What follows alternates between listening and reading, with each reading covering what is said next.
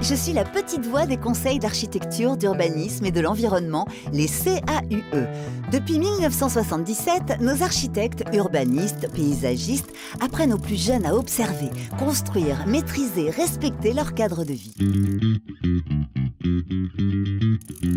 mais je trouve ça intéressant aussi quand on se balade en ville avec d'autres personnes, soit qui habitent pas Le Mans, soit qui ne connaissent pas, de leur raconter tout ce qu'on a appris. Le CAE nous est apparu comme une évidence. Et depuis, on travaille avec eux tous les ans et on monte des projets tous les ans avec le CAE du Mans. Donc là, on a la possibilité de mener vraiment des activités avec le CAE. On a notamment, dans les premières années, fait un travail sur l'urbanisme.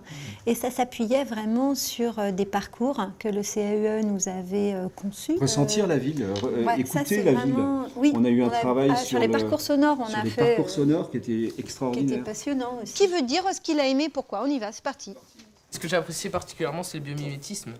D'abord parce que moi j'aime bien l'architecture déjà. Quand on voit les parents qui sont tous enthousiastes, qui nous disent tous on aimerait bien venir dans vos cours. Voilà, ce qui est bien dans ce qu'ils ont dit tout à l'heure, c'est quand ils ont dit alors nous on trouve ça moche aujourd'hui et à l'époque c'était vraiment hyper moderne. Et je trouve que ça c'est ce qu'on voudrait faire avec tous nos élèves.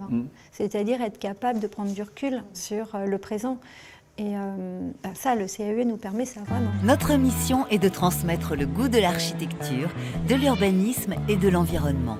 Chaque année, 60 000 enfants profitent d'une action CAUE dans leur établissement. Allez, on rentre en silence, sans courir.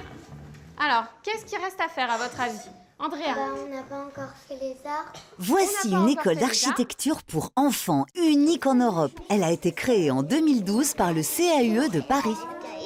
Vous chargez chacune des matériaux. En fait, l'architecture, c'est très complet. Chez les petits, donc, on essaye avant tout de leur ouvrir les yeux, les rendre curieux. C'est vrai que s'intéresser à son cadre de vie, être curieux de là où on habite, c'est déjà un plus.